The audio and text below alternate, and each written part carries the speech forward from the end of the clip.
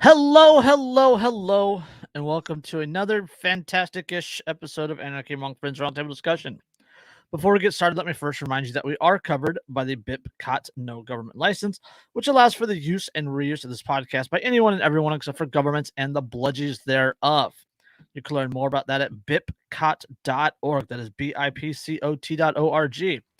We're also covered by Brandenburg v. Ohio, 1969, which ruled that the government cannot punish inflammatory speech unless that speech is, quote, directed to inciting or producing imminent lawless action and is likely to incite or produce such action.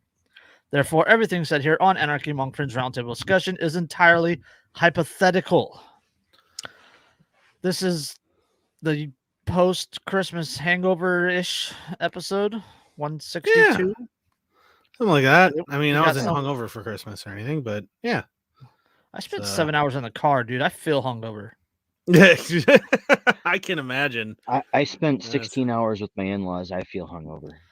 Yeah, well, You deserve a medal for spending 16 hours with in-laws.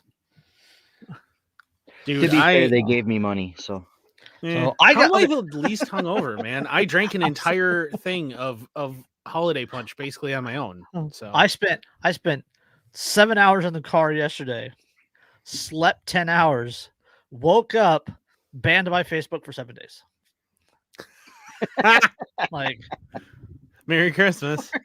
for an op-ed for posting the link to an op-ed written in a mainstream media site on a Washington Examiner op-ed piece. Doesn't that just fucking figure though? Like, it's just because it is going against anything that the You know what's funny is technocracy loves.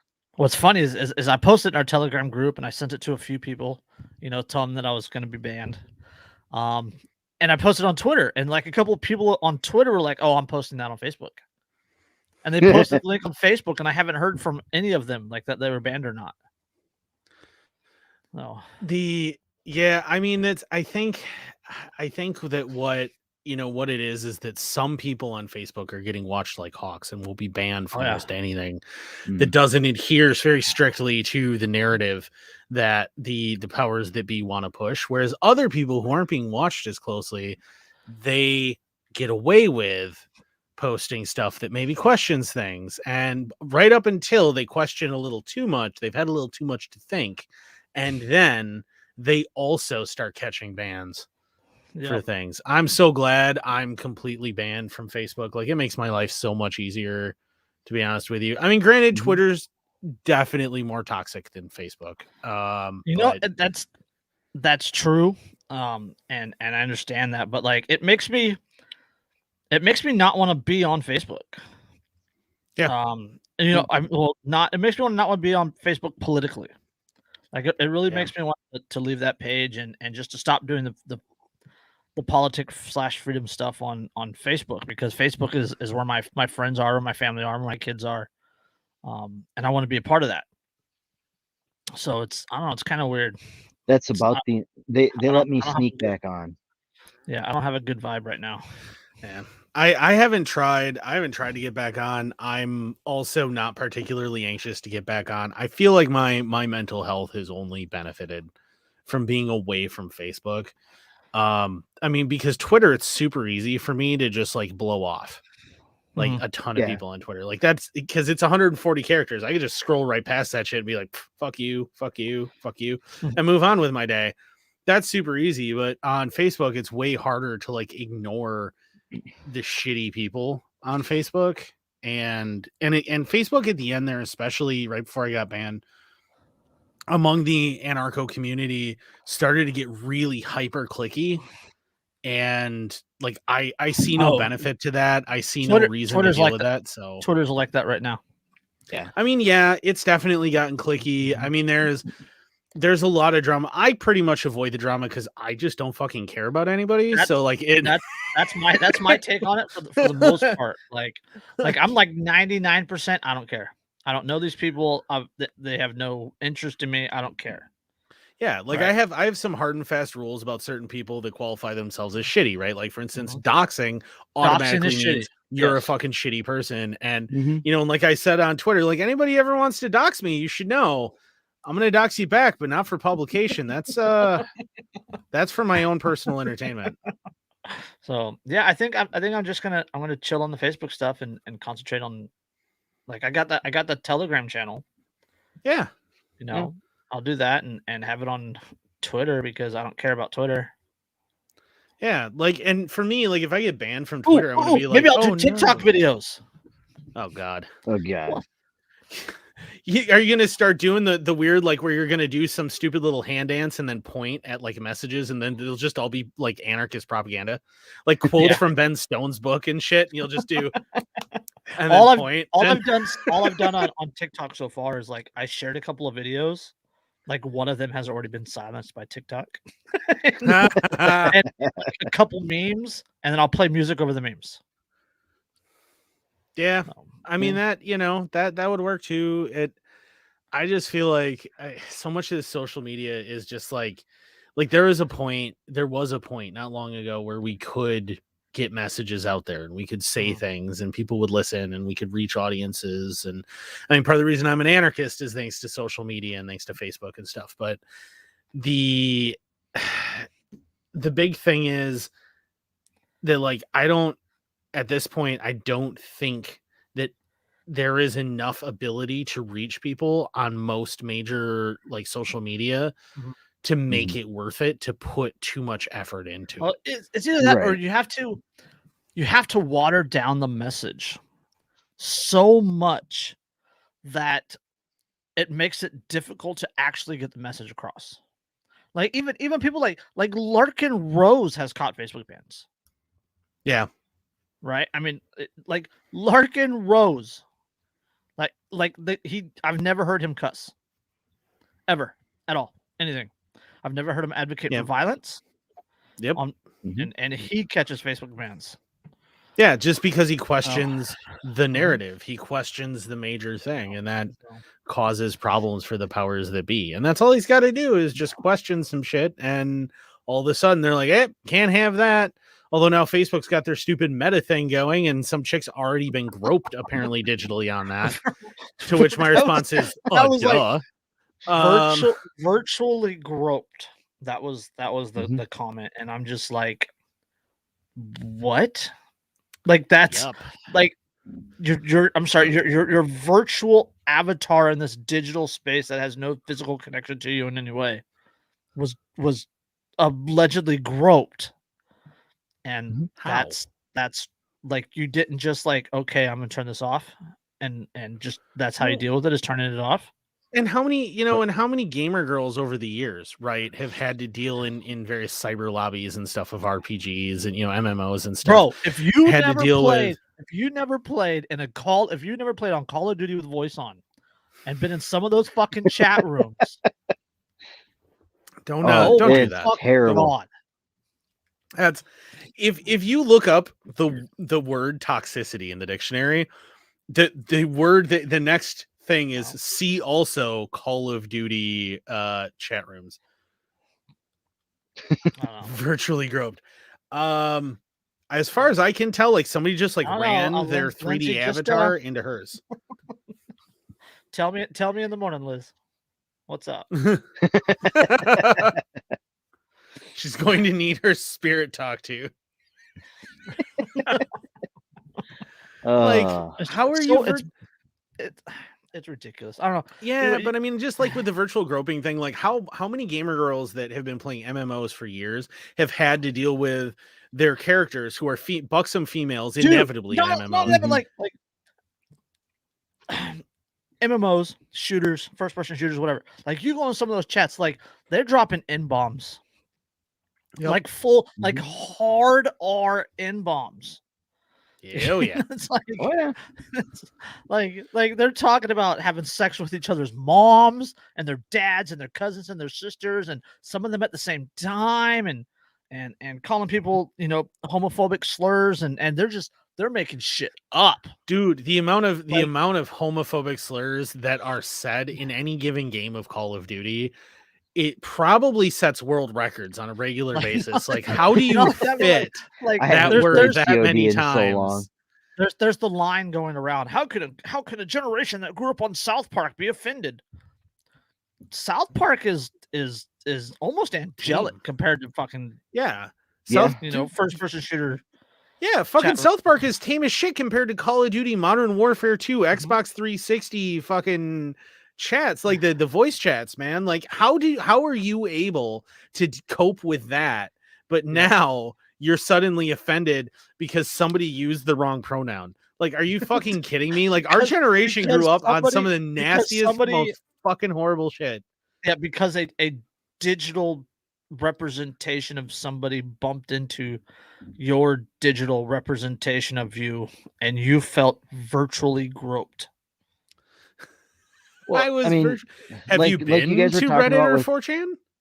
yeah, like you guys were talking about with MMOs. I remember many times playing MMOs with friends and stuff. And my one guy friend, Dan, rage quit playing World of Warcraft because his female character was WoW raped by a rando. How is that even a thing? I'm gonna sue everyone that ever teabagged me in Halo. Yeah, exactly. Dude, are you kidding me? Like teabagging, like, and what's funny about that is like then Xbox introduced, right? Microsoft introduced on the Xbox thing the player rating system where you could down rate people for unsportsmanlike conduct and shit. And all that happened is then a bunch of these companies created servers for their like first person shooters that would take everybody who had bad ratings and push them into the same servers, which just made those servers the best fucking servers. Those were always the most dumpster fun. fires. Those were dumpster fires. Those were the most fun servers, at least in Battlefield, I can tell you for sure, because I'm downrated because I constantly would send messages because I love to plant claymores places. And then every time it goes off, like my screen picture, like that would come up if you got killed by one of my claymores is a claymore in a party hat with little googly eyes going, yay, and like confetti coming down. That's like, I love trolling people with claymores. And every time I'd find out who did it and I'd send them a message real quick and be like, surprise, in all capitals with an exclamation point. So I kept getting downrated for that. I wound up in the most entertaining servers ever because you control the shit out of people and everyone just laughs really hard when you pull shit off like that. And they're like, and then they move on with their day. Like all you did is you created the perfect community. So thanks for that. And the flip side of this is also that there were people that would get upset when you remove them from your top 8 on MySpace. Oh, God. You know what? We did Tom wrong so much, you know. He gave us everything and we abandoned him. He gave us he taught us HTML. Yep. He gave us the ability to have MIDIs and animations on our profiles and custom backgrounds and all this cool stuff. And music. And what did we do? We shit on him. We shit on him with extreme prejudice. We're sorry, Tom. We're sorry. But you know what? With all of the please give us advertising, back here. With all the ad revenue he made while MySpace was still top dog, I don't think he cares. No. Isn't he part of something like some other social media right now? It's getting big. No like, idea. Isn't he? I want to say one of the, like, I don't think it's MeWe, but it's like MeWe or Rumble or Odyssey or something. Like, he's part of that right now. As an investor, if I recall correctly. I have no idea. I have a smartphone. I can look it up. Yeah, some sort of an alternative media, if I remember correctly. I noticed that he was part of that, and I'm like, oh shit. Let's see. He is now a travel photographer, it says. I could swear though he's invested in something. Co-founder sold the business to News Corp for a huge $580 million payout in 2005 before retiring in 2009. But what has he been up to since? Right. He's 50 years old, lives in Hawaii, and appears to be leading an amazing life as a travel photographer, exploring the world and sharing his beautiful snaps from exotic destinations such as Thailand, Bhutan, and the Maldives to his Instagram and Twitter account, Maldives. Named at MySpace Tom, the entrepreneur doesn't have quite as many followers as he did in his MySpace days. Does have an impressive 637,000 fans admiring his impressive photography. Dude, why wouldn't you at that point? $580 million, like, as long as you're not a complete imbecile with it, that's the rest of your life. That's what we need to do. We need to create a social media platform run it for a year or two, sell it for $500 million, and then that's how we get our ranch, our farm, and then our just set up redoubt. just set up a walled community up in Montana. Yep. And just be like, well, I guess I'm good. Hey, that would be amazing. Like, you just be like, whatever. Like, I don't even care about what the rest of the world does. Like, take it all, convert it all to various cryptocurrencies and gold and silver and, lead, brass, and steel and aluminum. And just live out your days quietly away from everyone and just enjoying yourself, But speaking of social media platforms, do you want to cover the article that got me banned on Facebook? Let's talk about that. I think we should talk about that one because that is some horse shit right there. It is. It's okay. So it's an op-ed written by Timothy P. Carney. He is the senior columnist for the Washington Examiner, and it's called "Strangers in Masks." And Christopher just said his PC shit himself. All right. Well, so Chris probably won't be contributing for a little while. No. No. I'm gonna leave his picture up there though. So, what do you think, Chris? No opinion. Okay. Oh, you laugh. Okay. All right. Cloth masks may not be effective at stopping the spread of COVID-19, but our media, academia, and public health voices keep coming up with more reasons to wear masks. They're good for stopping the common cold. Putting on a mask reduces our anxiety by giving us the illusion of control. Masks reduce or change interactions that might otherwise spark social anxiety. And they can keep that too chatty neighbor at bay or help the introvert hide in plain sight. I will say that not wearing a mask in public while a bunch of people are freaking about wearing masks has kept people the hell away from me, which has been awful nice. I'll give you that. That has been nice. The changing argument for masks reflect misanthropy. Quote, masks put a shield down between me and other people, which is good because other people are bad. Yeah, it's a misanthropic idea. It's this idea that I hate other people, so I want this barrier between me and the other people. And much like social media, it allows a certain level of anonymity that allows you to say things that you wouldn't otherwise say. Well, some people. I'll still say the exact same shit to your fucking face because you really want to go. We'll fucking go. Yes. Let's see. Okay. I guess Liz is going to join us. Or not Liz, Lindsay. Huh. So, okay.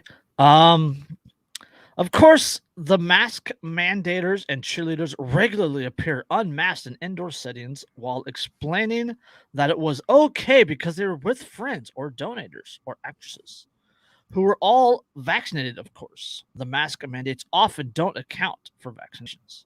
Then there were the famous pictures of the Met Gala where celebrities such as Alexandria Ocasio-Cortez appeared unmasked while being served by the masked staff.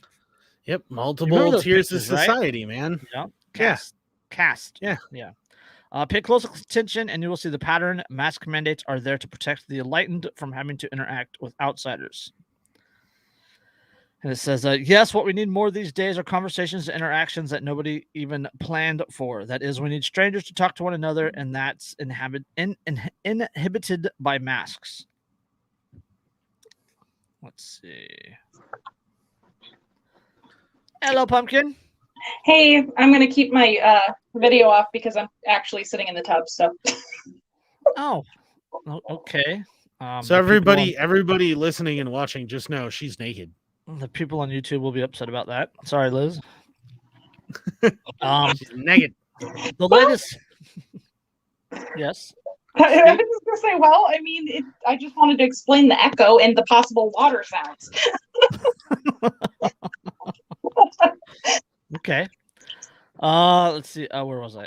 Inhibited. I hate that word. Inhibited by masks. Did you ever see that movie? God, I can't remember. The name's not important, but there was that movie with it was like a cheerleader camp, and these dudes figured out if they went to cheerleader camp, they got to hang around with all these hot chicks all the time, kind of freely. And was that one of the American Pies?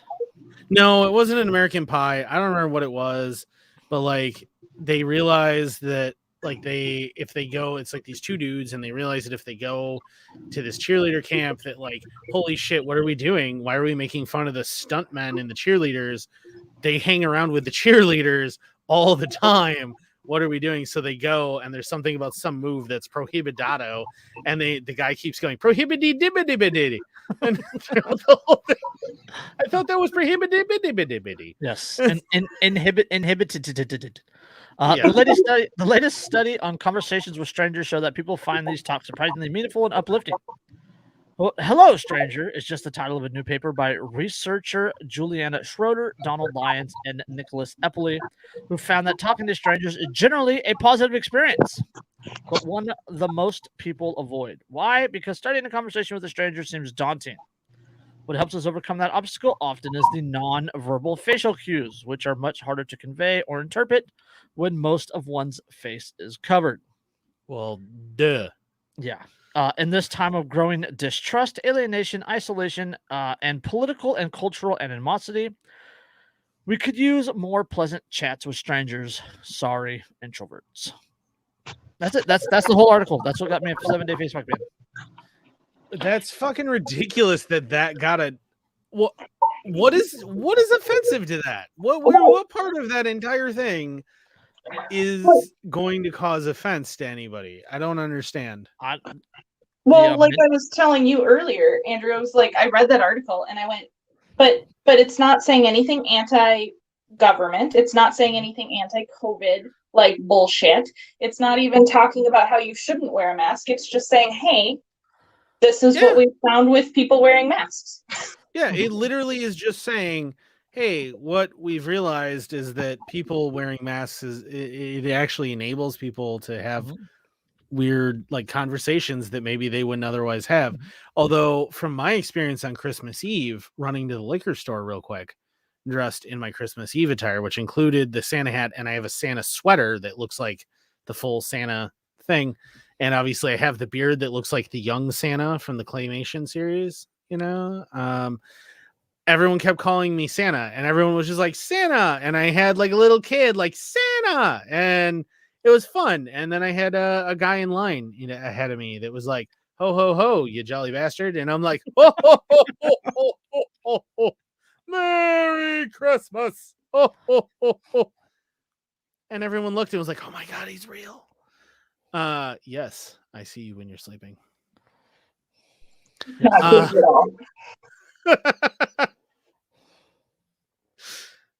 But like that, that ability to interact with people is liberating. It can be liberating, I'll give you that, but I also think that it has contributed to the overall negative mental health of society in general. And we've talked repeatedly about little kids who aren't learning social cues and how to communicate effectively and things. Yeah, we talked because of that. We talked about one a couple episodes ago about how the masks and whatnot were harming the productivity of like 2 and 3 year olds. It was inhibiting their personal growth. Inhibited. Yes. Yeah, I mean, especially when the children are super young, that is the most important time for language, and a huge part of language is facial expression and body language. Oh. Yeah, I mean that's and I'm not a sociologist. My mom is, but I'm not. And sociologically, humanity has developed so much as a social animal with looking at each other's facial expressions, body expressions, everything else. And if you're already wearing a lot of clothes, that inhibits things. And 2, if you're also wearing a mask that covers all but your eyes tell a lot, right? Like that's probably a good third of your of what you're actually saying is in fact what's around your eyes and the way that your eyes are shaped and how your facial expressions are. But the rest of you tells a lot as well, and especially in your face. So if you take that away, and then you also, especially like around, say, Christmas, where people are bundled up because it's cold in the best parts of the country. And oh, it was 40 degrees here today. Just saying. Dude, 40 degrees. It was 42 here on Christmas Eve, and it was just foggy, and it was weird. All right. That is not Christmas. That Can we is talk not about Christmas. Can we talk about Chris's shirt for just a second? You guys see that? You guys see what it says? It says I Anarchy designed that shirt. Yes, you did. Where'd you get that one at? I told you guys I have a friend who can make shit like this. Cool. We were over there the other day. She made one for me. If anybody wants one, let me know, and I'll put in an order, and we'll work it out.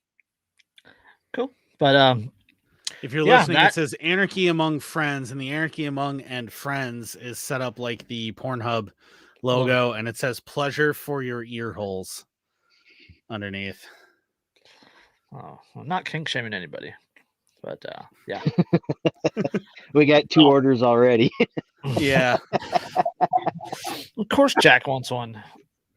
I mean, that's amazing, so I can't really blame them.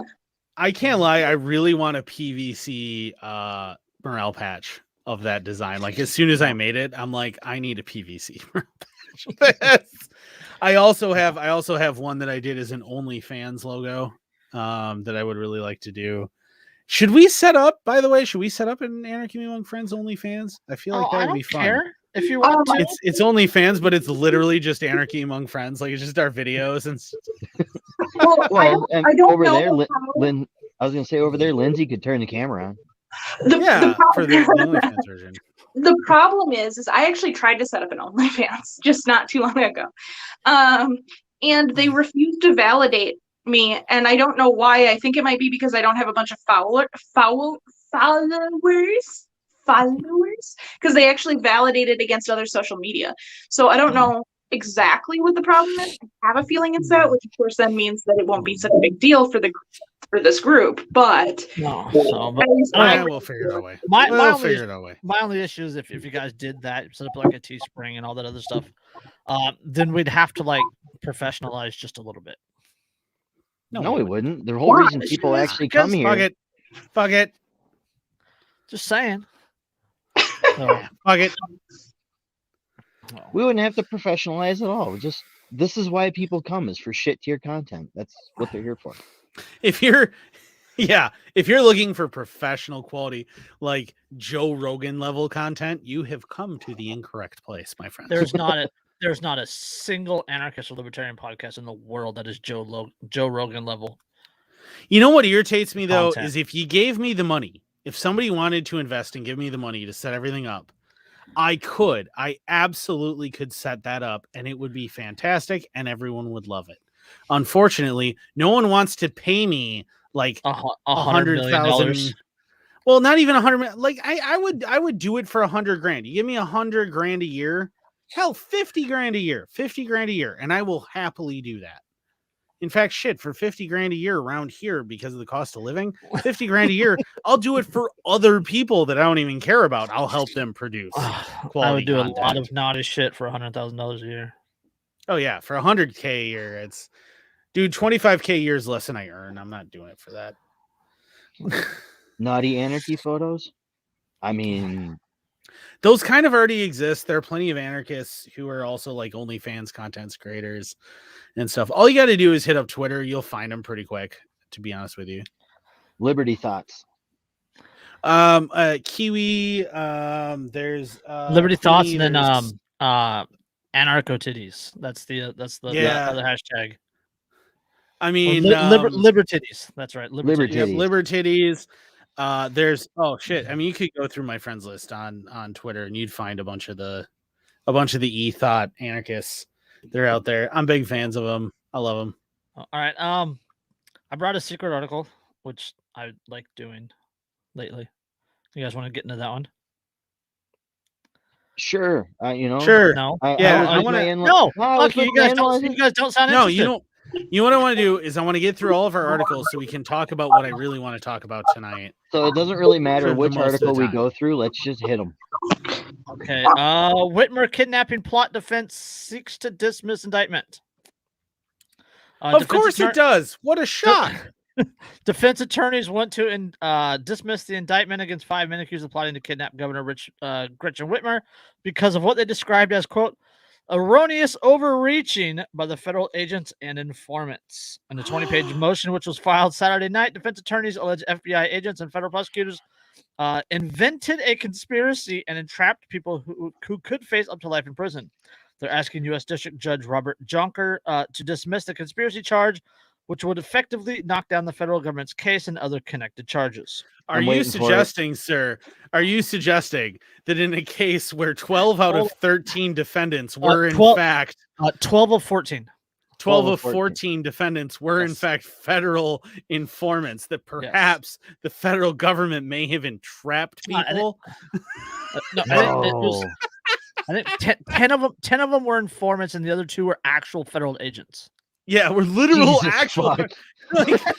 Are you suggesting that in that situation there may have been entrapment? Yeah. The request comes after developments and claims about the government's team, including the conviction of Richard Trask, an FBI special agent who was arrested on domestic violence charge, later fired and convicted of a misdemeanor. A cop with domestic violence charges? Quote, essentially the evidence here demonstrates erroneous overreaching by the government's agents and by the informants who the agents handled.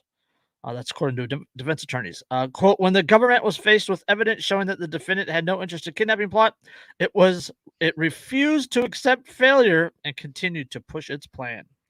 No. Yes. I don't know about you, Andrew, but I am shocked. I am absolutely shocked. Shook. Hashtag shook. Lindsay, are you shocked? No? No. She's muted. She's not going to respond. She's probably like washing her hair or something. I actually was. I was just underwater. I heard my name though. But no, yeah, I'm totally shocked that happened as well. Because crazy state actors. And hashtag shook. Yeah. Okay. You guys want to cover the hidden one I have now? All right. What's your secret one? Hold on. Okay. MSNBC columnist calls for an end to the Norad Santa tracker, quote, out of concern for Santa's safety from the U.S. military. What?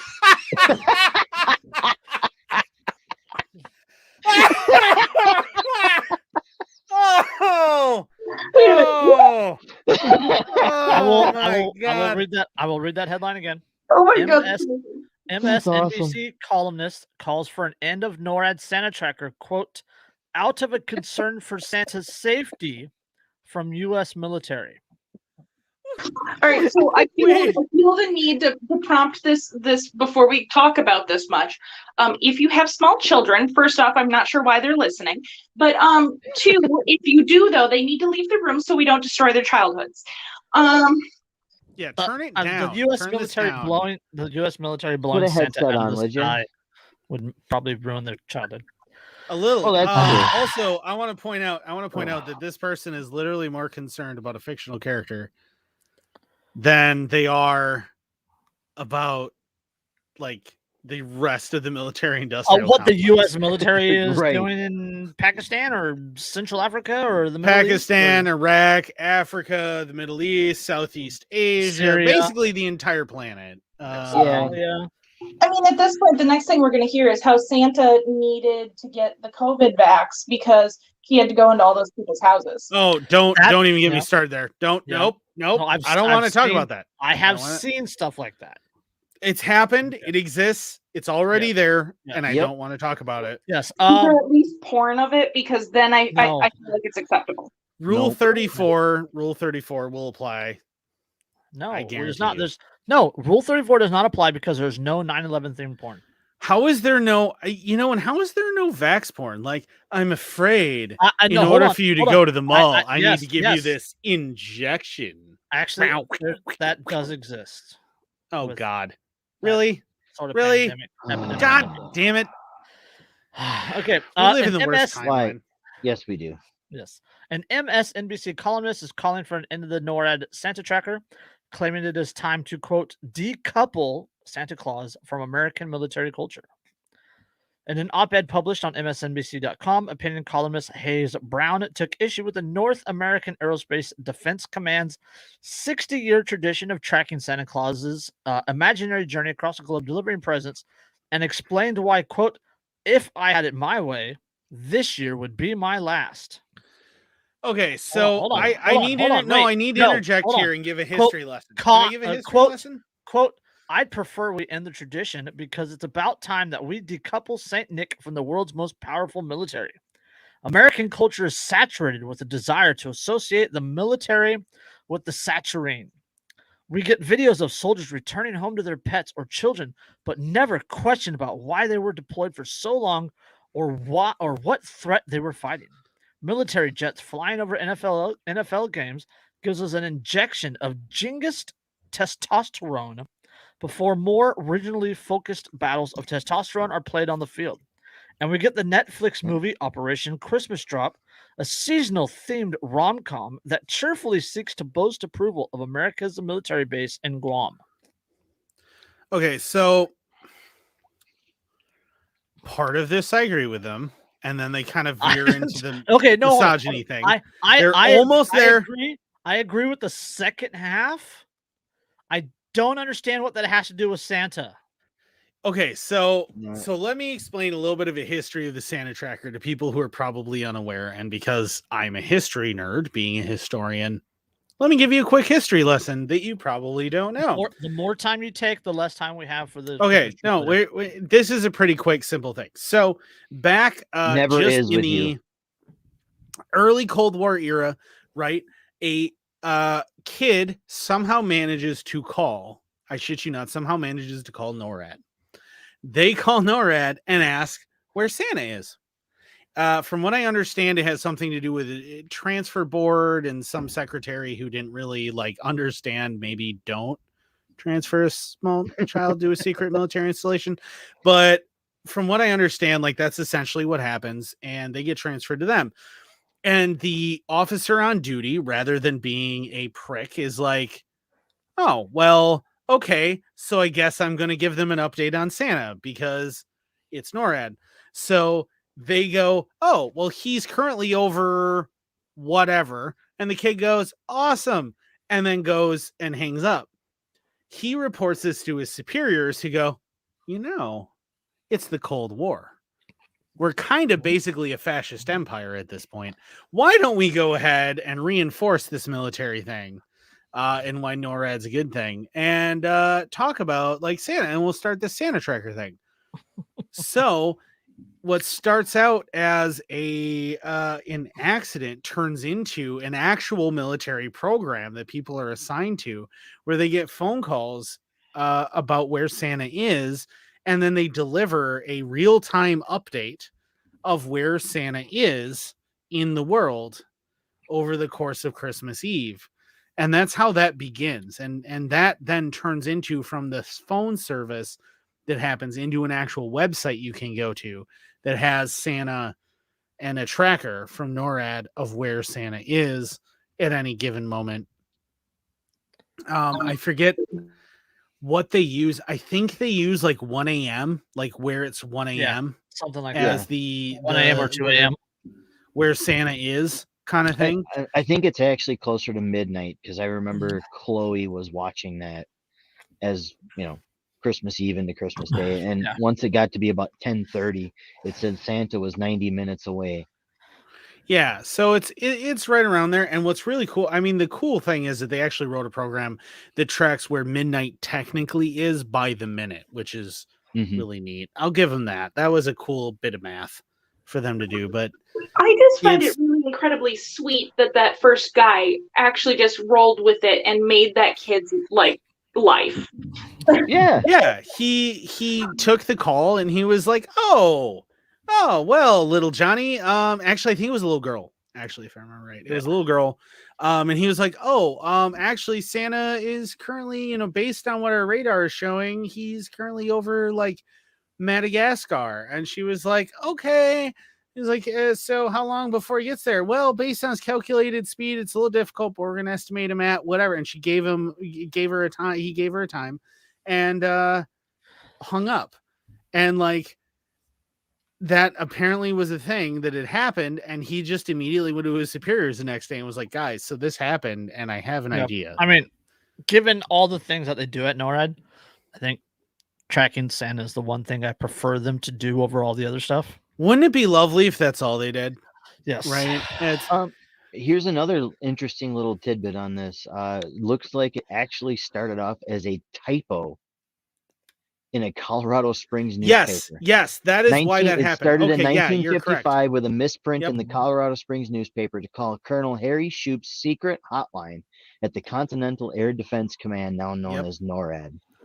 Yes, exactly. Yep, that you're correct. Yes, it was an incorrectly printed phone number, which bizarrely, because sometimes fate works that way, was not just a random poor person's phone number. It was actually NORAD, and NORAD kind of ran with that. And admittedly, if you're NORAD, chances are pretty good the majority of your life is really boring. So getting to track Santa on Christmas Eve is fucking glorious. So Brown explained that he does not consider himself a Scrooge and does acknowledge the joy the practice brings children, but ultimately believes, quote, the messier business of war that goes on in the background doesn't jibe with the Christmas spirit. I wish I could disagree with him. I wish I could disagree with it, but I find myself going, yep. Yeah, good point.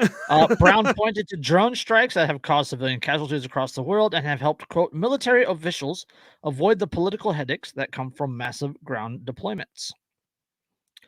Yeah, that's because you guys kept posting pictures of dead soldiers and flag draped coffins and bad PR.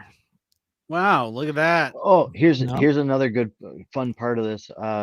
In Christmas Eve 1955, Colonel Harry Shoup walked into NORAD, and there was a drawing of a sleigh with 8 reindeer coming over the North Pole.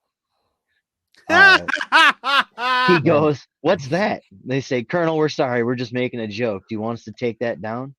He looked at it for a while. Next thing you know, he had called the radio station and said, "This is the commander of the Combat Air Center. We have an unidentified flying object.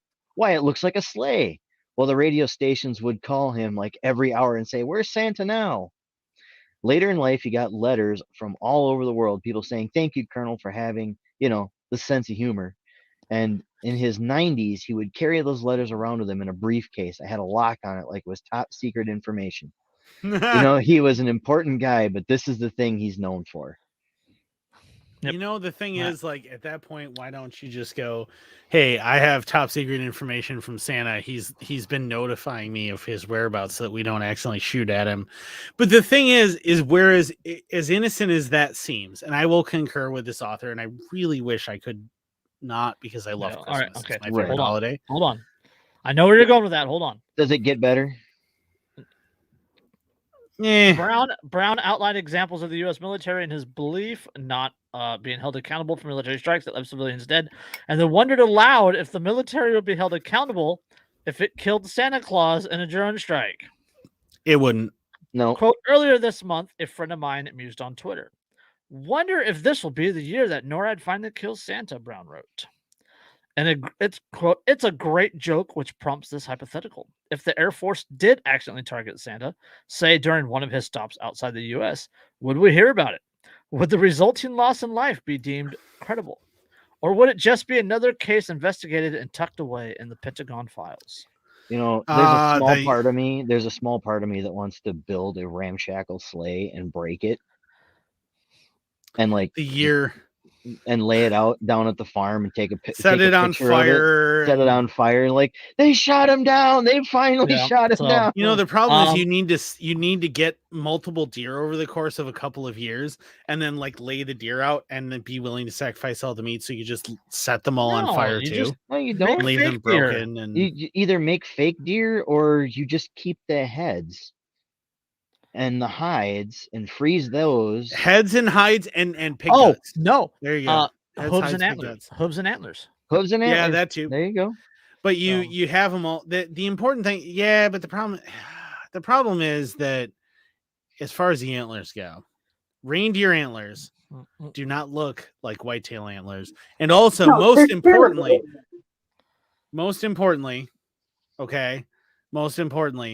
males of the reindeer species shed their antlers but the females keep them. Females do not, which means that all of Santa's reindeer, as traditionally depicted, and you have to have one female. Like red ball laying on the ground too, and it's just a red ball. No, not a red ball. Ash, a pile of charcoal. A pile of charcoal with one Yep. little red LED.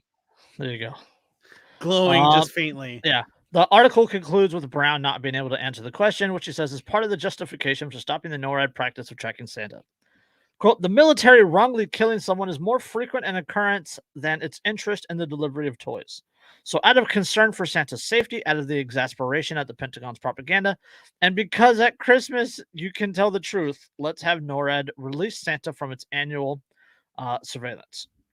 Well, to go along with it, though, I mean, if you wanted to create an entire generation of anarchists that are as anti-government as possible, this staging of the shooting Chris, down of Chris, you and I, we're doing this next year. Like, we're gonna get together, we're gonna get a picture.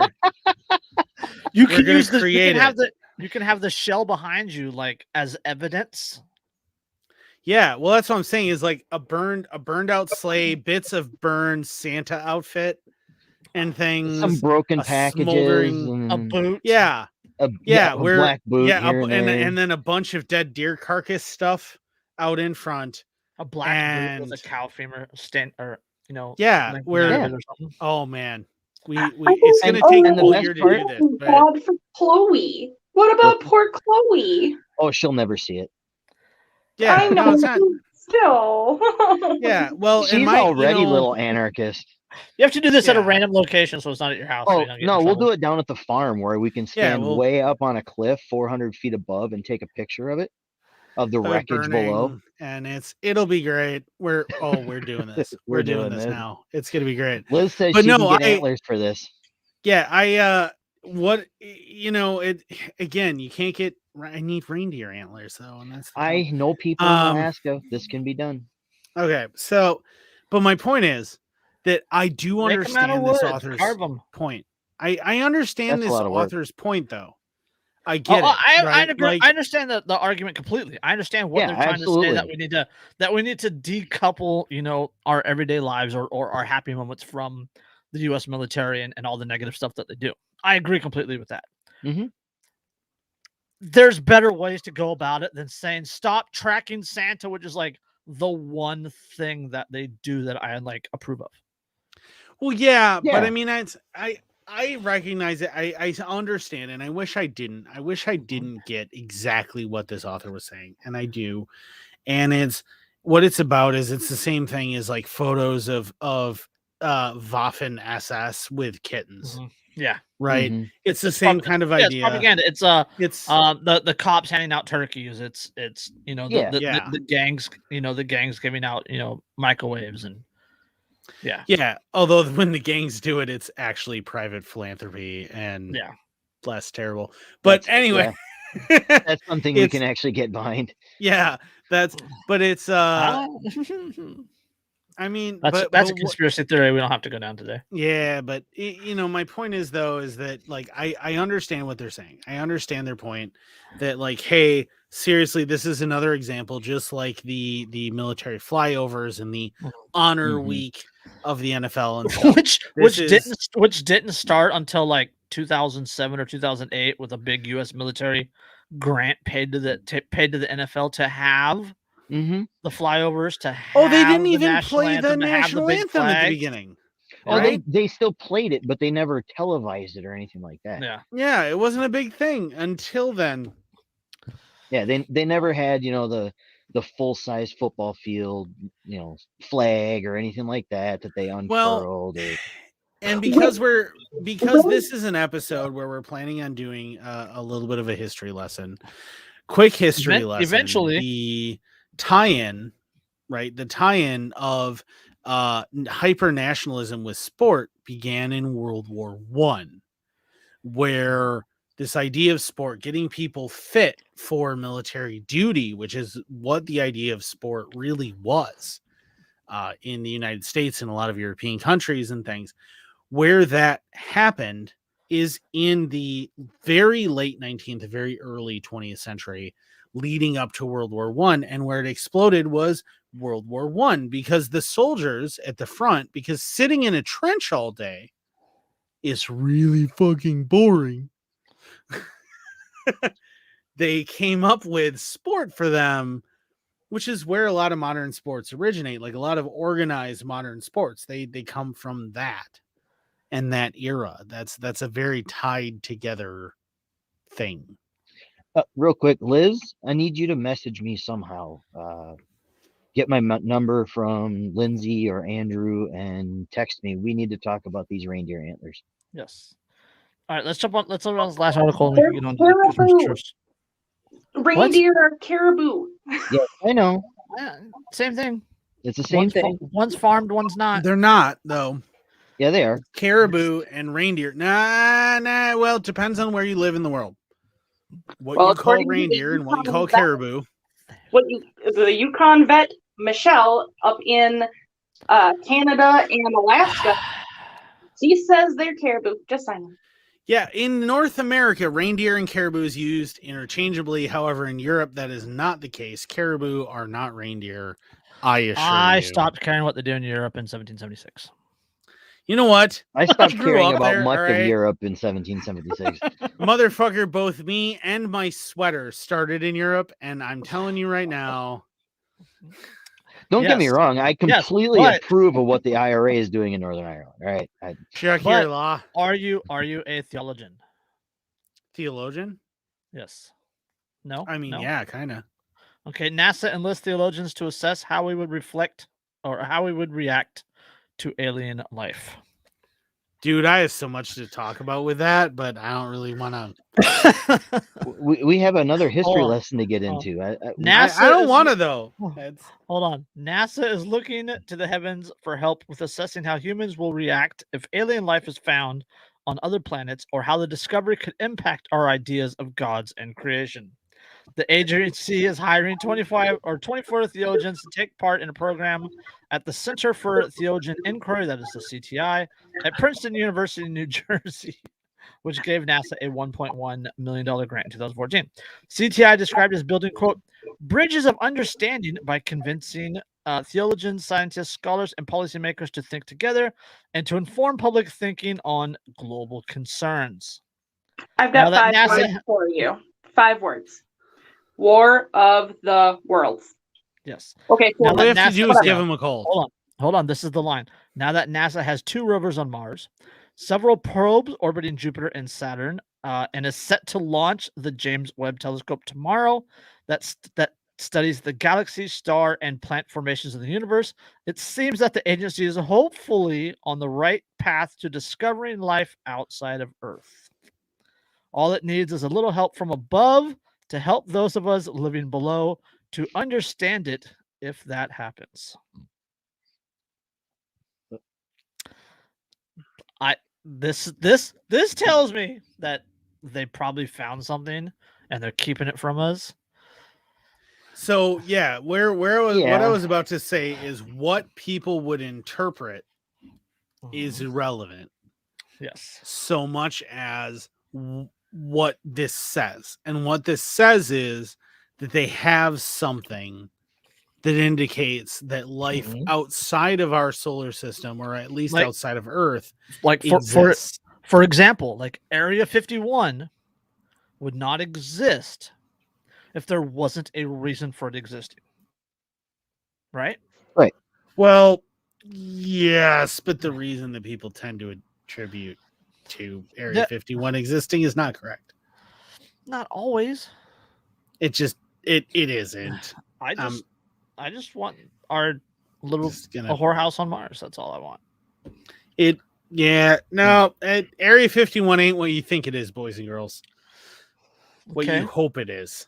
Okay. It's not. Fine. Okay, whatever. No, there are other places for them to keep shit like that.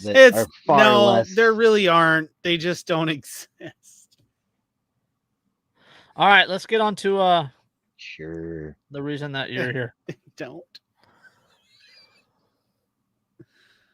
No, they don't. I've met Bob Lazar, man. I've met Bob Lazar, and I'm telling you right now, he's a crackpot, and that's what all of the Area 51 alien conspiracies are based around, is what he had to say. The man is a genius, but he's also insane. And the reality is, no. No, disregard what he has to say. Was he insane before or after? I mean, I don't know. I didn't meet him before he worked. Okay. All I'm saying is given everything that you know, that you can prove, that you've seen with your own eyes, that you can prove, that the possibility exists that extraterrestrial life is a real thing. The theoretical... I absolutely believe extraterrestrial life is a real thing. The theoretical possibility of extraterrestrial life exists. However, the theoretical possibility of a universe that is pure pudding also exists. Yes. So, well, I mean, in that your theory, or you're saying that indicates the belief in some sort of a multiverse type scenario, because that's what quantum theory dictates. But it's still a theory. There's no actual proof. Exactly, and that's my point, is that although theoretically an infinite number of quantum states could exist for any individual atom in the universe. Here's one for you right now. You can't prove anything is correct. You can only prove that you believe it based on your current understanding of that thing. Yes. That's all I'm saying. All right, I'll give you that. I will also point out that one of my grandfathers, he's very, very sick. He's not dead yet, but he's very, very sick. Was the president of the American Society of UFO Research for many, many years. It was through him that I was able to meet Bob Lazar, among others, who'd worked at Area 51 and several other things. I actually met a couple people who worked on the Manhattan Project and the Philadelphia Project. 3 separate scientists who claim to have worked on the Philadelphia Project. If you're unfamiliar with it, go ahead and look that shit up. I don't want to go into that one, but if you look that up, I've met these people, and my assessment of them is largely that they are not telling you the entire truth. While they may believe what they're saying may not have happened. Well, truth and facts are different things. Yeah. So, all right. Speaking of truth, let's talk about truce. Which that was a terrible segue. It's whatever. It's a similar word. Yeah, and people don't generally come to us for our quality segues. So let's talk about a commercial that makes me cry whenever I see it. Followed by a song that I shared with Andrew the other day. Yeah. And if you're wondering what I'm talking about, Sainsbury's, if you look up the Sainsbury's Christmas commercial, you'll find it on YouTube. It actually makes me sob a little bit because I know an awful lot of history about it. I've done a ton of research on it, and I wish more of it was true. But okay. Start off talking about it. We'll just preface by saying this: what if they threw a war and nobody came, and everybody decided not to come anymore? Oh, that would be the end of war, which would be fantastic. Oh, it would be. Today being the day after Christmas, we're going to talk about the Christmas Truce of 1914. Because Andrew has a history degree and we're stuck on a podcast with him. Yep. And World War I. Probably being stuck in a house with him. World War I is one of my passions. I've sat around a fire with Andrew enough times to know that I could not live in a house with Andrew. I have a mute button. Fair enough. Yeah. All right. You guys are all lucky that you don't have to listen to me and my history education. You know what? You know how much more you know about the human condition and history dealing with me. All right. I'm just saying, rumor has it that Andrew recites history in the bedroom. So it's not untrue. What the hey. He said in the bedroom. He didn't say during the act. I'm just saying it's not untrue. I mean, I can go zero to full history professor very quickly. I'll give you that. That does happen occasionally. That sounds like a kink. Not one that I'm into. Hey, don't forget that during when one of the Indiana Jones movies, his student blinked and she had "I love you" on her eyelids. Okay, Yep, that history was is sexy. God damn it! that was Last Crusade. Yeah, history is fucking sexy, and you can't change my mind. Okay. Nerd porn. Okay, this is a article from the Lubbock Avalanche Journal. I found this one and I thought it was really good because it was recently written and it's like it has a lot of like from our perspective on it sort of things. But it's called A Holiday Miracle, the Christmas Truce of 1914. It was once called the war to end all wars, but World War I dragged on year after year. Governments were shattered, lives were destroyed, and many more wars came in its wake. But for one moment in 1914, there came a Christmas miracle. The soldiers in the trenches stopped fighting, and for a moment, there was peace on the battlefield. This came to be called the Christmas Truce. Yeah. The perspective.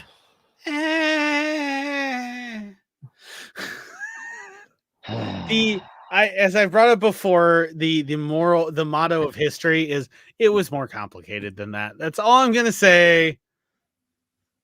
Yeah, and we'll get into that. Come on now. We'll get into history. We're about to spend a lot of time on history. Yes. And so as our buckle homie up. Brett, handsome monkey on Telegram says, history makes my PP become the big PP. So, and Yeah, if you're of that, if you're of that cast, turn your volume up. If you are not, you might want to tune out now. I'm out.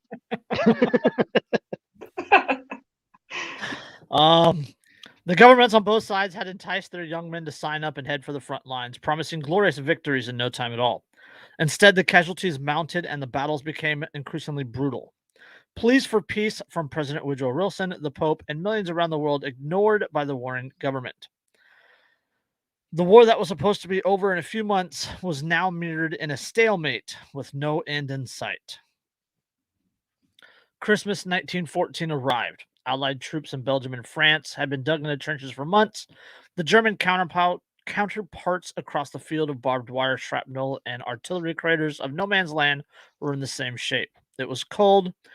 Dustings of snow covered the shivering troops. They were all tired. They were hurting. They were far from home. The madness of the summer and the fall months had become a Christmas Eve sitting in a mud with cold food, longing for the simple Christmases to pass with friends, family, warmth, and laughter. You know, that my problem with this introduction, although accurate-ish, right, is I don't think it doesn't paint the full picture of what's happening to Christmas 1914. That's why you're here. Right. Yes. So the full picture, a full-ish picture, because I'll never be able to communicate, and no matter how many documentaries or anything you'll never truly understand. First up, describe World War I warfare. So Trench what warfare. happens, right? Like 1914, and this is where we're at, right? 1914. The early part of the war is the Germans have the Schlieffen plan, right? So they want to try to end the war very, very quickly, swing around through the north of France and hit Paris, take it, get everything over with. The French want to flank them, destroy the army, head it across the Rhine, end the war quickly. What happens is a series of flanking maneuvers. So these guys go this way, these guys go this way, these guys go this way, these guys go this way, back and forth and back and forth. And as they head north, they just keep trying to flank each other. And what's happening is, because they're getting shot at by machine guns, which are a fairly new invention at this point, they dig into the ground, right? Because if you're underground, rounds aren't hitting you because you're defilade from that fire. They can't hit you because there's dirt in the way. Yeah, this is post formational warfare, right? Yes. Like well, they're not lining up, muzzle to muzzle and shooting at each other in formation. Well, that some countries involved here still think that that's the way you do things to a certain extent. I was going to say, didn't we have an actual like instance where like one of the sides ended up just putting in formation and continuing, like the Italians, I want to say, right? So what you see is rewinding the clock slightly, and I'm going to do this real briefly because I understand that this isn't entirely relevant. Real briefly, to give you a point of warfare to this point, the big one that's relevant here is the American Civil War, the Battle of Cold Harbor. Within Cold Harbor, you start seeing trenches get dug. You start seeing that happen. That's mostly the South that does that. They decimate the North. In the American Civil War, that's a thing that happens. There's a lot of European observers there who see that, realize, hey, this works pretty well. So then you have Crimea, which the Crimean War I always call World War Zero because it's actually the true prelude for World War One. You see the same kinds of things happen. That continues where people try to continue to use the old kind of muskety, black powdery fighting tactics against each other, keep getting wiped out. So they start digging into the ground and trying to use trenches for that. The Crimea, that's World War Zero. Now you have the Western Front. You have two armies that are professional armies, right? The German army, and remember, Germany as a country is very, very, very new at the time of World War One. It's only existed, 40 years, 50 years, something like that. It's a very new country. Germany is a whole country. The Prussians unite Germany not long before World War One. They are trying to do the same kinds of tactics. The British, the BFE, as well as the French, they're trying to do similar things, but they keep digging trenches, and you have trenches that zigzag because it's, I'm trying to flank you, I'm trying to flank you, I'm trying to flank you, I'm trying to flank you, I'm trying to flank you. And they do that back and forth in this big zigzag all the way up through Alsace and all the way basically up to the sea in northern France, right? Like that, it's just straight on up. They keep flanking back and forth. And if you look at maps of the trenches from World War One, you see that where it's this zigzag thing because they're constantly trying to flank each other and then failing to, back and forth and back and forth and back and forth and back and forth. It's the early 1914. The beginning of this is a very different war than what you will see in 1915, 1916, 1917, 1918, right? It's a war of movement, it's a war of maneuver, and a war of digging, a lot of digging. And that happens, and you wind up with this trench system that results in things like the San Quentin Scar and other things where you have this no man's land.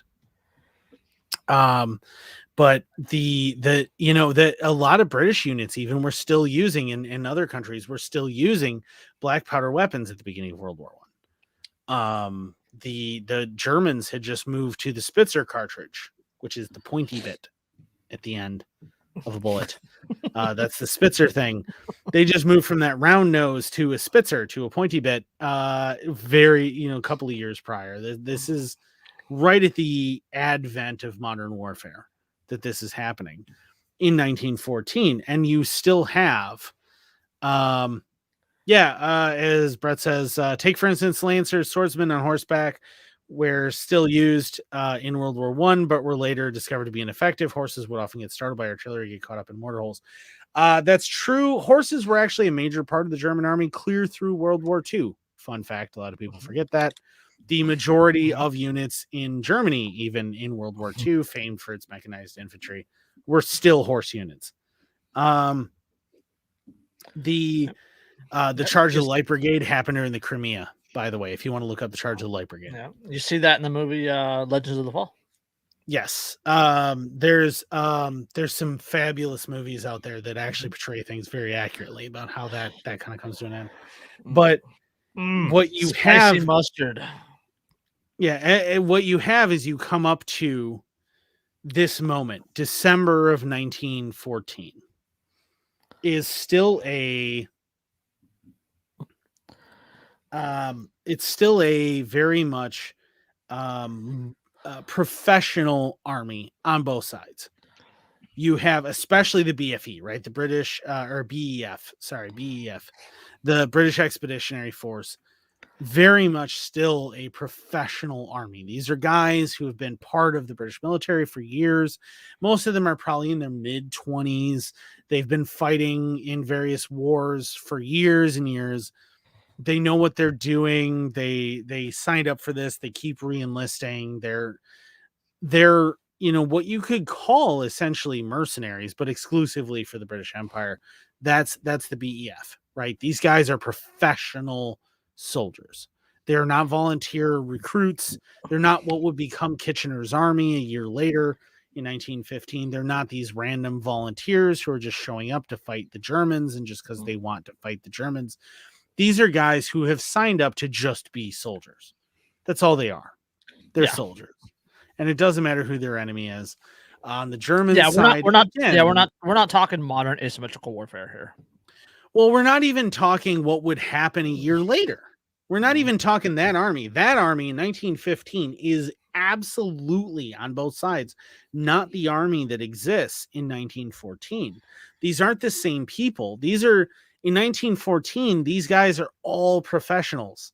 The French, the British, the Germans, they're all professional soldiers. They are not volunteers. They are professional soldiers. These are guys who, for them, war is a business. They're guys like me. I hate to say it, but they're guys like I used to be. War is a business. I'm here to make money. I will kill people for money. I don't fucking care who it is. I'm here to make money. That's who these guys are. Right? And they're stuck in these fucking ditches that do not have drainage. And if you've ever been to France, especially in this area, when we say mud, you do not understand mud, my friends. Mud is a very different thing there. It is between 3 inches and maybe a couple of feet, if not 5 feet deep, goo that is incredibly sticky, and it's all clay and it's nasty, and the trenches don't drain because it's all clay. You've cut through the draining topsoil.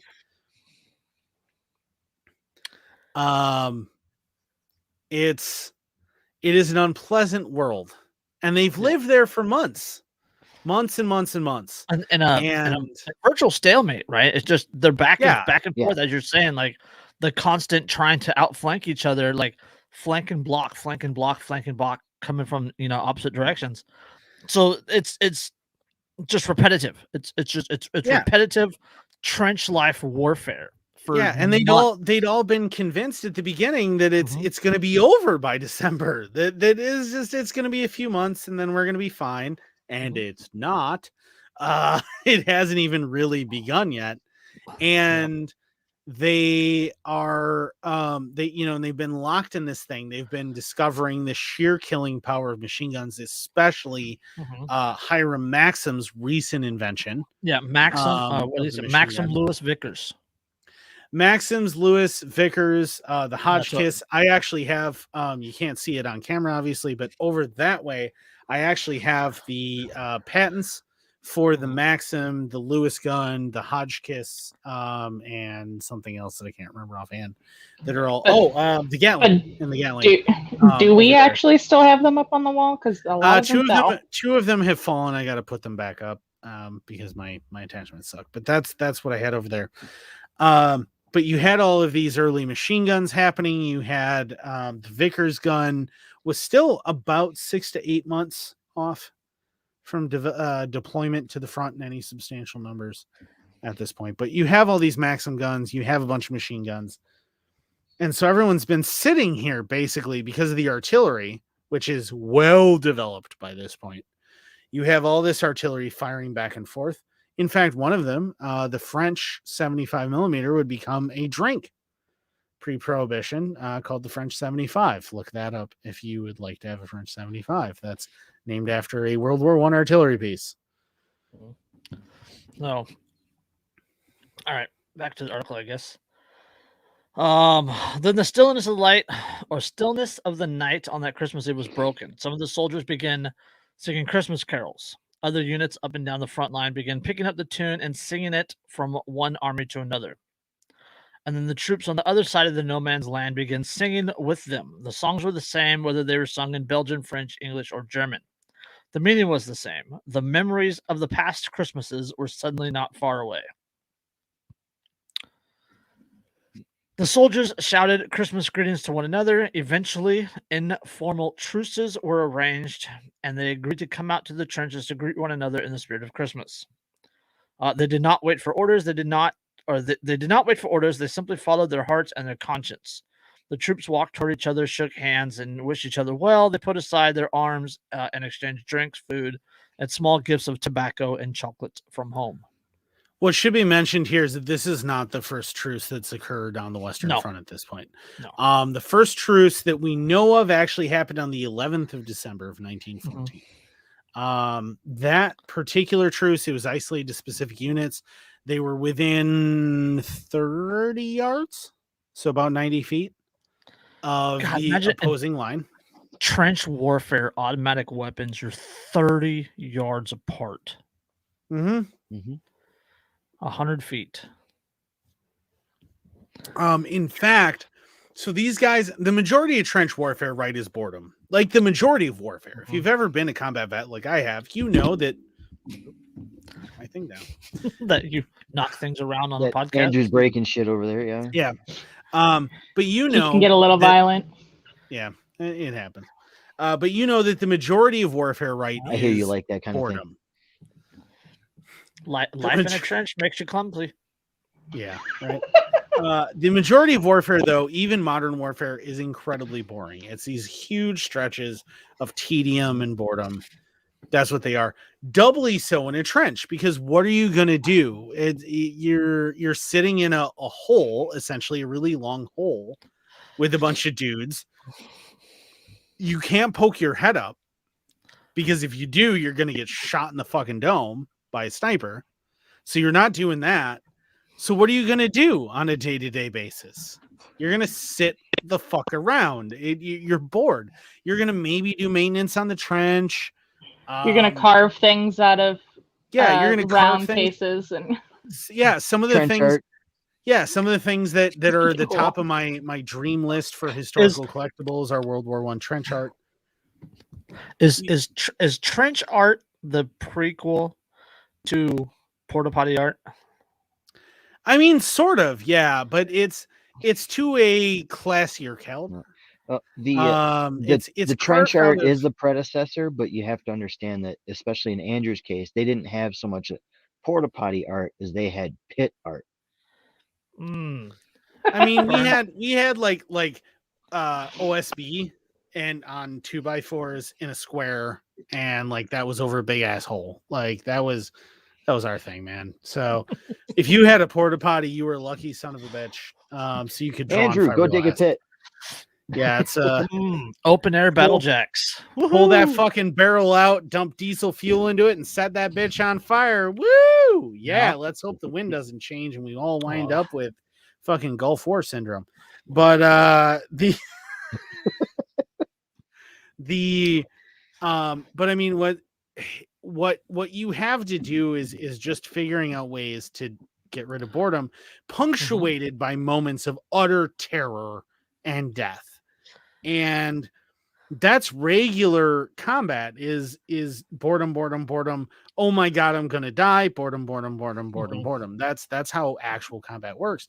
In the trench, it's even more so in 1914. These guys have been really bored sitting 90 feet from these other guys. Yeah, it's not like they can call in for a medevac or anything like that. You know, like they don't have QRF.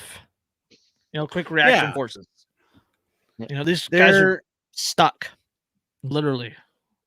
Yeah, they're just really bored. There isn't a lot that they can do, and now it's Christmas, right? And you have professional soldiers. Okay, so that's an important point here. Is they're professional soldiers.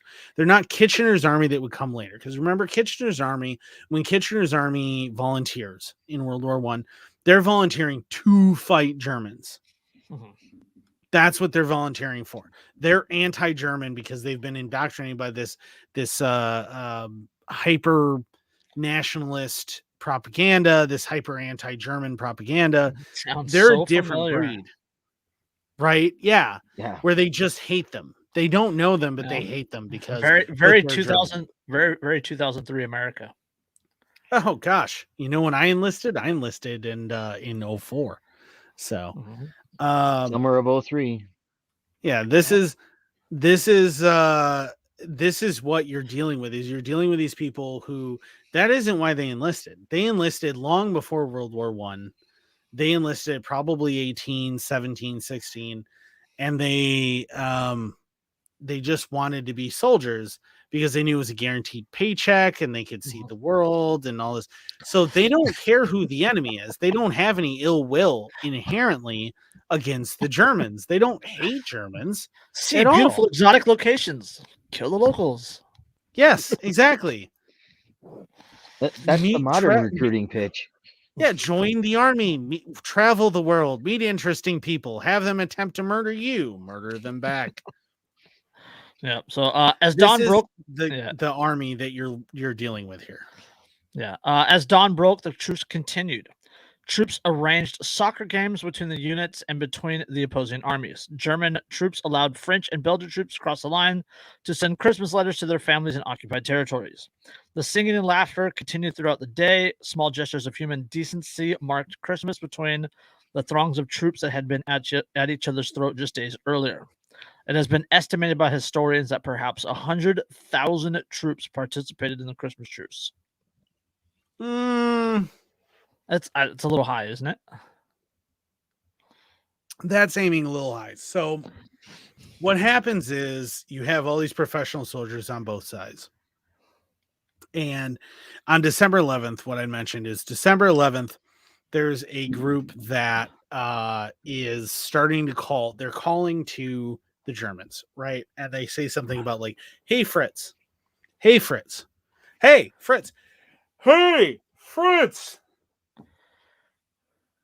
And then they hear back, hey, Tommy, because remember, a lot of these professional German soldiers, by the way, had worked right before the war as like waiters and things in London restaurants.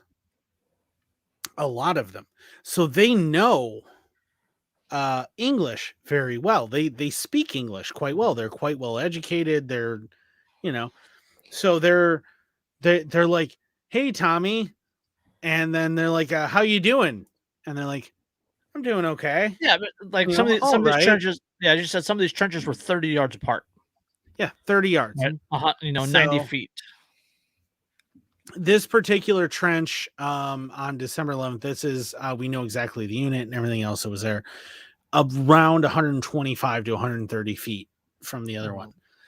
And they're like, how are you doing? All right. And they're like, hey, would you like some fags? Right. And they're talking about that's the British and Irish version, word for cigarettes. Right. Hashtag don't ban us, YouTube. Yeah. Right. And they're like, hey, do you want some? And they're like, no, I'm not going to. They're like, well, yeah, I'd like some. And they're like, well, come get them. Well, no, I'm not going to come over. They're going to shoot me. I'm not an idiot. Well, we'll just come over. I promise we won't shoot you. No, how about we meet halfway? Yeah. Okay. And so then what happens is a group of British soldiers meets a group of German soldiers in the middle of no man's land, and they exchange cigarettes for cheese. Because remember that Alsace, and there's one other region of France that I can't remember offhand, the Germans have had by this point for several months in their possession, right? So they have access to French cheese and French wine that the British do not. And so they're like, well, I'll give you cheese and you give me cigarettes. Personally, being from Wisconsin, right? I find that to be a fair trade. I would also trade cigarettes for cheese. And so they wine. get cheese. Yeah, they get cheese. They give the Germans cigarettes. Everything's good. Within a few hours, though, that truce falls apart. They're shooting at each other. Actually, like 4 British die and an unknown number of Germans that same night. That truce falls apart. Fast forward to the night of December 24th. And based on the accounts that we have from British and Germans who were in those lines at the time, what essentially happens is that the Germans start singing Christmas carols and putting a combination of lit Christmas trees. So they use candles, remember at the time, Christmas trees up at the top of the parapets of their trench, and candles in like jars along their trenches. Because it's Christmas, and for Germans, Christmas is a big deal, right? Like most American Christmas traditions are actually German Christmas traditions. The vast majority, in fact, are. So the whole idea of celebrating Christmas Eve and doing things on Christmas Eve and things, that is all German. If you've ever heard of St. Nicholas Day, German. If you've dealt with, Santa Claus coming on Christmas Eve, that's German. All of these things are very German. So Christmas is a big deal to Germans. And so the Germans are doing a Christmas thing because they don't want to fight on Christmas. Like, that's not something they do, which is ironic because that was also their opinion in 1777 when almost 1777, when they decided that they were going to take the night off. And George Washington crossed the Delaware, and they discovered that was a bad decision. But that's a very German thing, right? Like you don't fight on Christmas Eve. Religion's a huge thing. But based on what we have, it's O Tannenbaum, O Tannenbaum, wie through Sin deine Blätter, right? That Christmas carol starts getting sung. Your German is awful. Yeah, it is. I'm not good at. I can say Volkswagen. That's about it. That's not even right. It's Volkswagen. Yep. See, there you go. Okay. Well, was it Du Kunst nicht nur zur Sommerzeit? Good Lord. The next lyric? We're gonna get canceled by somebody for that. I don't even care. Right? I don't speak German. I'm not good at German. But I do. So just hold your fucking horses here. O Tannenbaum, okay, is what they're singing. Like the earliest, the beginning of what we know happens for the Christmas Truce. It happens because of the Christmas Carol and what we have accounts of from letters that were written home. We have O Tannenbaum as the beginning, that first Christmas Carol. That's the first one that we know of that was being sung. So the Germans are singing that. There's British who begin singing that. Now it's in an isolated place, right? So what we think of as the Christmas Truce of 1914 is actually a bunch of spontaneous truces that happen along the lines. Because remember, this is a line that reaches essentially from southern France all the way to the ocean, right? All the way to the English Channel. That's what this is like dots of truce that happen, especially along the French border, that we start to see where this happens, where the Germans put up these Christmas trees and they put up these lights and they start singing a carol, right? Because the Germans don't want to fight. They're making this decision. The German soldiers don't want to fight. It's Christmas. Let's just enjoy Christmas. Like, screw this whole fighty thing. Yeah. For a few hours, it no longer mattered who was right or who was wrong or who was winning. The ideologies and the colors of the flags and the uniforms no longer mattered. What mattered for those few hours was the common humanity and the spirit of the holiday, which I can't disagree with. Yeah, I mean, and that's kind of what it was. It started out in a lot of places as a, hey, look, like, it's Christmas, let's do a truce so that we can all bury our dead. In a lot of places, that's how it started. Yeah, that was one of the things that in my quick little reading, there was a lot of, what they would say is they'd call over the line. So they holler out and ask, for the truce for the half a day or whatever, and let them go get their dead, and they'd bury their dead and have their ceremonies, and then come back and start shooting each other again that night. Which I think highlights the insanity of war. That's fucking insane. Yeah. That's the insane. But I mean, that's the thing is, like, again, remember, these guys are professional soldiers. Yeah. So these guys are like me. They're being paid to fight. Mhm. Who that enemy is relevant. They're just being paid to fight. So they don't actually harbor any ill will if you're British against the Germans, or if you're German against the British or the French. You don't actually hate these people. This is just a job, man. But you're killing people professionally. Yeah. And this is your job. So for them, when they call these truces in 1914, again, remember, this is not the war that's going to happen in the next 6 months. This is not in 6 months. This is the early time of the war. For them, the men who are there, this is a job. That's what this is. This is just a job. It's nothing personal, dude. Like, that's all this is. So when it's Christmas, a lot of these guys who are there are going, I kind of just want a day off. Like, wouldn't it be nice if we just had Christmas off? And the Germans, the British are doing that, and the Germans are going, yeah. That's kind of what we are getting at with Christmas trees and the candles. Yeah. Let's have a day off. Yeah, the spirit of the truce would not last, unfortunately. By Christmas night and into December 26th, the troops had mostly returned to the trenches. In some areas, the truce would stretch on for a few more days. While the Christmas truce was remembered by many on the front lines, commanders made sure there was no repeat of the informal ceasefire in 1915 or beyond, as they ordered raids and artillery barrages on those Christmas days.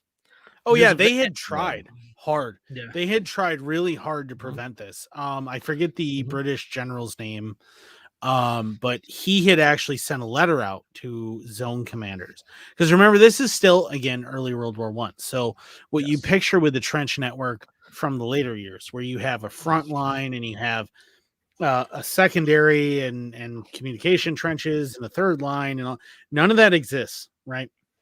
This is open ground trench. That's what this is. So the local commanders, the local units are largely in charge of what's happening.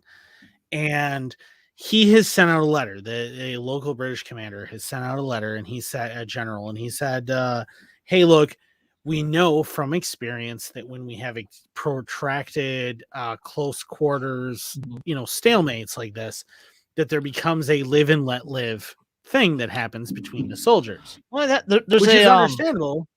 There's a camaraderie that exists. Like even people that you disagree with and all that. There's something that happens where you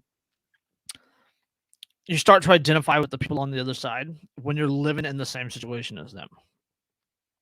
Well, and doubly so in this case, because they have the same religious faith. Mm-hmm. So you're that close to them constantly. You have the same religious faith. You have the same holidays, and this is a holiday that's very important. Yeah. And what's happening is, and this is what that British general was concerned about. It wasn't Kitchener. I don't remember who it was. It was he's got a hyphenated last name. I don't remember. Anyway, he had sent out a letter leading up to this, like warning local commanders, hey, your men are going to start getting really friendly with the guys on the other side. And we don't want them to start seeing them as people, because then they might not murder them. Yep. So make sure that leading up to December 25th, you have massive artillery barrages and offensive machine guns and snipers, and we want as much lead flying that direction as possible. Yeah, you have to kill the humanity before you can kill the person. Right. We need to discourage this interaction. It didn't give me 2.5 paragraphs. In the months and years afterwards, the world continued to disintegrate, dragging the United States into the war by 1917. The war would continue for 3 more blood-stained years. In the end, more than 15 million people had died, and much of Europe lay in tatters. But in the middle of the fighting, the armies stopped for a few hours to remember what Christmas meant. For that short time, they realized that even the harshest of differences could be set aside. They also remembered that peace was always an option. For a few hours, they cast aside the fears in the pursuit of hope and joy and dreams that the spirit of the day did not have to end. They recognized that Christmas was about a day of giving, a peace of brotherhood. In a world torn apart by division and fear today, the Christmas truce is a gift for the world even more than a century later. It is, and that's what I was getting at with it being professional soldiers. So it's professional soldiers. These are guys that have not actually been indoctrinated, which is both a blessing and a tragedy. It's a blessing because it means that for them, they don't hate these people. So if they want a day off and the other guys want a day off, they're willing to set this up. It's a curse because what it means is they don't hate these people, but are perfectly willing to kill them anyway. Yeah.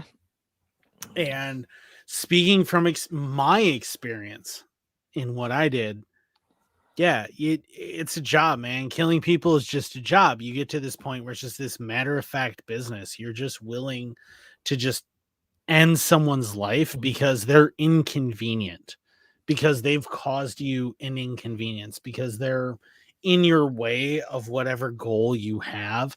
You're willing to just end their life, and just kill them. And that's what's going on this front, is that there's a huge concentration of these people in this trench who are just willing to kill people simply because, hey, they're the bad guys, we want to get rid of them. And they're like, okay, and do it with no malice. There's no hatred. There's no they're just willing to kill them. Yeah. Andrew, the general you're looking for is General Sir Horace Smith Dorrien.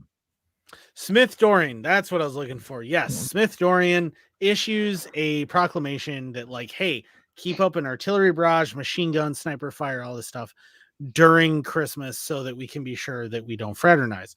That doesn't work. So what happens is, O Tannenbaum starts getting sung, possibly, might have been Silent Night. It varies depending on where on the front. But these units start hearing that the Germans sing Christmas carols, and so the British start singing Christmas carols. They see all their Christmas trees, and eventually it turns into people start coming up out of their trench. Now, this is very isolated, unlike what tends to get portrayed. It's not this mass all the way along the line thing.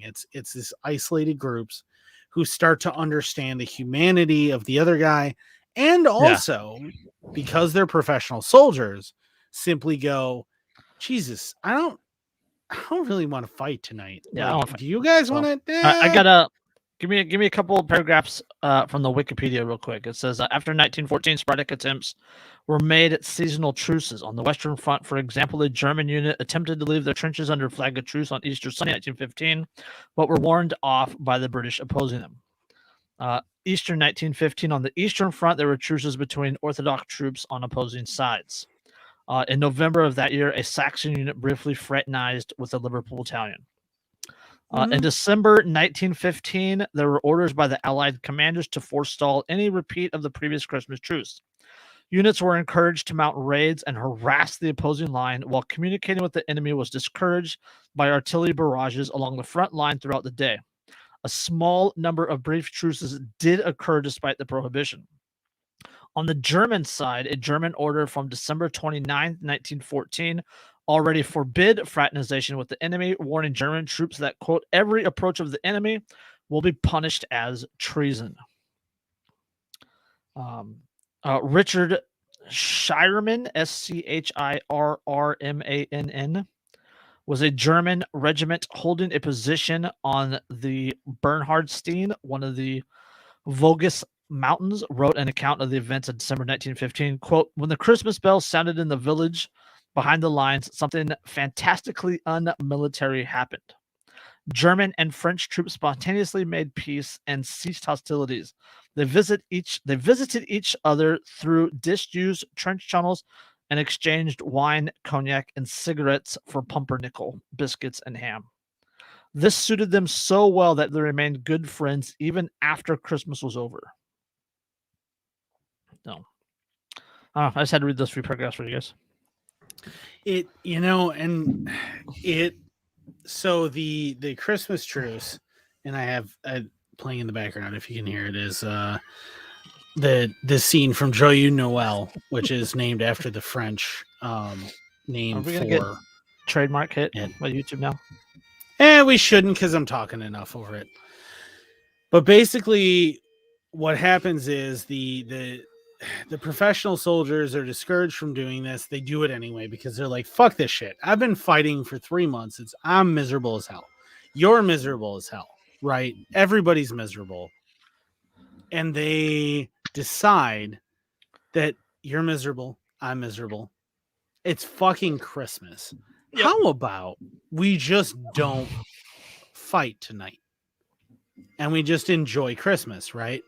Mm-hmm. So they shut down the war in these areas. They just go, we ain't fighting. And they get together and they exchange gifts even. They exchange cigars. Cigars seem to be the big one. I have a fun anecdote about that, actually. My great-great-grandfather on my mom's side was in the trenches during one of those truces, and until the day he died, he had a little piece of trench art that he exchanged with a German soldier. And that was one of his prized possessions. He was actually buried with it. Yep. Oh, yeah. It meant an enormous amount to There was them. a truce one time in the military. I gave my family blankets. Have these blankets. They might be lightly used. It's but they and to this day we're still a little bit hesitant to take blankets as gifts. Yeah. Yeah, they but so what happens is they come out of their trenches, they start talking, they gifts get exchanged. The myth of the football game, that's European football, not you Americans football. The myth of that starts there. What it sounds like is more likely is that somebody produces a soccer ball. We have at least 2 firsthand accounts of that, where a German tosses an actual proper football, fully inflated over soccer ball to the British trench. Yeah, soccer ball. And they're like, oh, Jesus. Hey, like, let's get up there. And everybody kind of kicks it around for a bit and stuff, and just has fun kicking the football and trying to keep it away from everybody and whatever. That seems to be a thing that happens. And we have enough accounts to make that a reasonable assumption that historically that occurred. Well, yeah, right? It makes sense because that's something that they could both, like, even if there was a language barrier there, that's something that they both knew because national sports in the time and all this other stuff. So playing something like soccer, right? Minimal equipment, but it's something that they could connect with without having to actually verbally communicate. Wouldn't it be awesome if that's how they settled wars now? Like, all right, you pick a team, you pick a team. Everybody right. If the U.S. and Iran were to go to war, both sides meet at Wembley Stadium with the football team and go to town. Oh, the U.S. men's national team is terribly lose. Well, I mean, it would be super cool to do that. I mean, I think it would be super cool for people to just decide like they did then. Like, I don't fucking hate you. Like, this is ridiculous. That's why the propaganda has to be so bad. That's why things changed, right? That is why things changed after the Christmas truce. After that happened, where these spontaneous moments of truce broke out, where people were like, no, I don't want to fight anymore. This is stupid. I at least want a couple of days off. This is ridiculous. In some places, the truce actually lasted like weeks. Oh yeah. That's what the article said. A week or so, something like that. Yeah, where they were intentionally just like shooting artillery over their heads and just like warning them before it happened. That would happen again. Wasn't there actually like actual reports or like documentaries that I think I've seen where they talk about it actually lasted months, where they just absolutely refused, and then they just started like fudging numbers with their rounds, so like both sides would end up shooting off so many rounds at a certain time, but the other side would know, so everybody would keep their head down. Well, that happened in about 1916. That would not so that was about 2 years later that started happening. Where this again, it was the tete-a-tete, right? This live and let live, where it was like, I don't really want to hurt you guys. You don't really want to hurt me. Let's just make it look like things are happening. But I mean, this is what I love about the Christmas truce. What brings me to tears over the Christmas truce is this is a moment where a bunch of soldiers, professional soldiers, go, I don't want to do this anymore. Mm-hmm. I don't want to do this. This is stupid. Why are we fighting each other? Yep. On Christmas. Like, and it took religion to overcome. On Christmas, I was gonna say the on Christmas thing is that's a convenient scapegoat. In reality, they were thinking this long before the Christmas truce ever happened. Why are we doing this? Why are we here?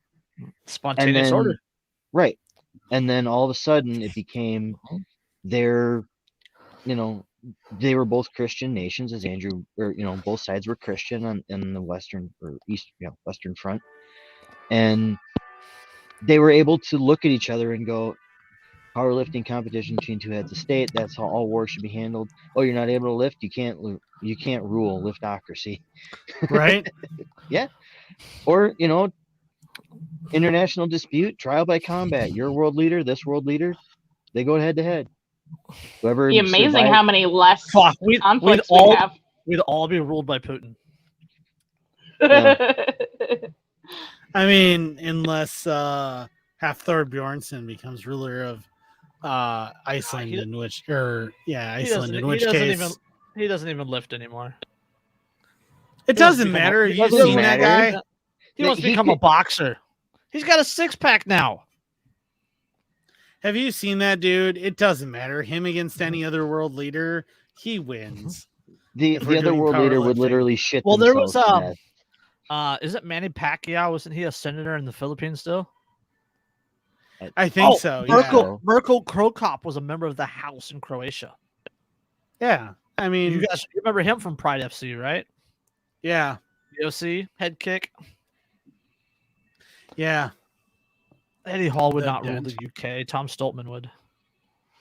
Yeah, but I mean, what it amounts to though is that, like, if you look at the Christmas truce and you look at what happened was a bunch of guys who knew that they didn't hate the other side, that there was no reason to hate the other side. We got 13 minutes, Jason. It's okay. Yeah, but they looked at that and they went, why am I doing this? On both sides, they were like, why am I doing this? Why am I trying to kill them? Why are we doing this? This is stupid. And they had a moment, and it was only a moment. It was a blip in World War I, realistically. It was a blip. Such a blip that it actually, for years, was regarded as potentially a myth in historian circles until we uncovered all of these letters from soldiers who took part. All these soldiers who took part in this, as well as photos that we have of a mixture of German and British soldiers. Mm-hmm. And we got, that which confirmed what we had suspected was that it was true. It was just very local, very isolated. And that's what happened. It didn't last very long. But there was a moment where World War I could have ended. And everyone could have just said, I don't want to do this anymore. Mm-hmm. And walked away. That could have happened. Like, that's what I love about the Christmas truce. That is what's so important about it. It's a moment where everyone on the front could have just said, I'm not doing this anymore. Well, they actually did say, they actually did say no. And that's why we have the Christmas truce. but the fact that they could say it exists right now, and they don't. Yeah. Yeah. And that's again, that's the power of the propaganda. That's the control factor. That's why they break people down so hard in basic training and indoctrinate them into these ideas. That's why Fox News and CNN and MSNBC, and then we have stories about like NORAD and the Santa tracker, right? It's a propaganda piece. It's absolutely a propaganda piece, because that's the direction that the military is going with the ideology and all this other stuff. And you can see that in Colonel Scheller's dismissal, right? Same thing. Yeah. And every time I hear anything about like the propaganda being spewed to get people with the military thing, I think of Cat Williams and his whole like insurgent versus like Afghani terminology. Like for a comedian, it was weirdly political for him. But every time I hear anything about the propaganda with the media and making the public feel like it's okay, I think of Cat Williams. So if you guys haven't seen that skit, it's phenomenal. Oh, I think look at the power. Yeah, look at how powerful the yellow ribbons wrapped around the trees were. Oh yeah, that was a big thing. I was in the military when that became a really big thing, right? The Walmart Wall of Heroes. No. Yeah. That was a big thing back during the first Gulf War. We had one in our tree because my dad was over there. I remember attending. Like, that's the funny thing, is I remember attending a deployment and return parade for our local, the 32nd here, the Red Arrows. I remember being at that parade when I was a kid, when they left and when they came back. I remember as, what was I, 6-ish? My dad, everybody got sent out to Volk Field. And the day before they got shipped out, they had everybody, they had a whole bunch of like Connex containers and stuff there that for each unit, they had all their shit in it. And they brought all the families out to say goodbye to the guys and hang out. And everybody had a big meal. And then they did a big drill on the tarmac where they were marching in formation and doing, fancy twirls with their rifles and all kinds of fun stuff that way. And it was a show for the families. And then, the next day they boarded a plane, and actually they boarded a bus, and we got to watch the bus drive away. And then we watched the plane take off, and we didn't see him again and that's the same shit, right? That's the same shit that happened in World War I. It's the same hyper nationalist push that happened that really started to take off after 1914 that prevented any further Christmas truces. There were a couple of times, 1915, 1916, where that was attempted again. There were French mutinies, and I think 16. I think there were the French mutinies along the lines. Look that up if you want to know more about that. But what we see is that is absolutely the thing, is that you have to, you have the Kitchener's army, it's Lord Kitchener wants you, which is then co-opted as a poster Uncle for Sam with Uncle Sam. Almost exactly the same poster is just Uncle Sam replaces Lord Kitchener. And it's the same thing. Yeah, and you have the Rosie the Riveter. You have Rosie the Riveter, and you have the Victory Gardens, and you have the bonds. The bond salesmen. Yeah, buy war bonds, and you have that same stuff. You have all the same propaganda. Captain America punching Hitler. Yeah, this is the same hyper nationalist stuff, and this keeps happening every time there's a war. Because if you start to think about, and that's what was his name again, Chris, the general? Oh God, I closed it. If Jason still has the Wikipedia up, that's what it was. It doesn't matter. The Dorian was the last part of his name. Yeah, Dorian Smith. Smith Dorian. Yeah, Smith Dorian. He, his whole point was, but if you let combat soldiers start to understand that their enemies are in fact human beings, then they don't want to fight them. Well, and that's what you and I were fair. just theorizing tonight about the fact that that's part of the big reason why they started switching out the men on the front. Is one, yes, exhaustion, combat exhaustion, which makes perfect sense. But also the fact is that if you're only there for like 2 months, you're way less likely to become friends with the quote unquote enemy and just switch out. There's always somebody new on the line. Yep. Mm-hmm. Well, and that also plays into why combat deployments have, changed in duration over time. Even in modern day, as Andrew is well aware, your average combat deployment's what, a year at the most? For regular army, I think it's like 12 months. For my unit was 3. For Rangers is 6. So I know the Air Force is. Air Force, I think, is like 6 months, and I never got deployed. So. 6 or 8 months sounds about right. Mm-hmm. Unless you get stop loss, in which case, who knows? Assuming no stop loss, which I have experience with. Assuming no stop loss, it's a very short period of time.